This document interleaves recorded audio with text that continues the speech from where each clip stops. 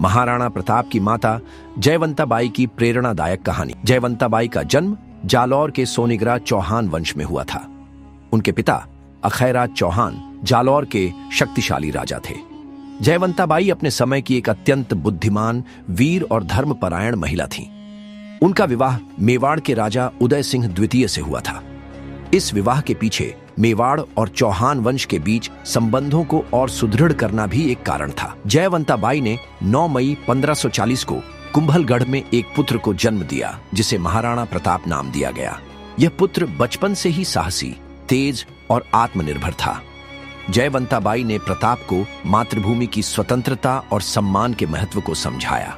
उन्होंने अपने पुत्र में वीरता और धर्म के प्रति अटल विश्वास को बचपन से ही रोपित किया। जयवंता बाई ने प्रताप को कहा था, जीवन में कई कठिनाइयां आएंगी, लेकिन एक क्षत्रिय का कर्तव्य अपनी मातृभूमि की रक्षा करना है।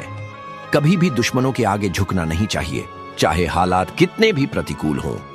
उनकी इस शिक्षा का प्रभाव प्रताप के पूरे जीवन में देखा गया।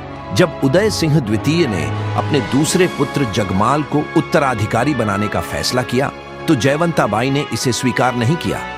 वह जानती थी कि प्रताप ही मेवाड़ के सही उत्तराधिकारी हैं। हालांकि उन्होंने इस विषय में खुलकर विरोध नहीं किया, लेकिन उनकी प्रेरणा ने प्रताप को सही मार्ग पर बनाए रखा। जयवंता बाई का झुकाव धर्म और आध्यात्मिकता की ओर था। उन्होंने कई धार्मिक अनुष्ठानों का पालन किया और प्रताप को भी धर्म के मार्ग पर चलने की प्रेरणा दी। उनकी शिक्षाओं ने प्रताप के चरित्र निर्माण में महत्वपूर्ण भूमिका निभाई। जयवंता बाई का निधन महाराणा प्रताप के युवावस्था में ही हो गया था। उनकी मृत्यु के बाद भी प्रताप ने उनकी शिक्षाओं को अपने जीवन में उतारते हुए मेवाड़ की स्वतंत्रता के लिए अपना सर्वस्व समर्पित कर दिया।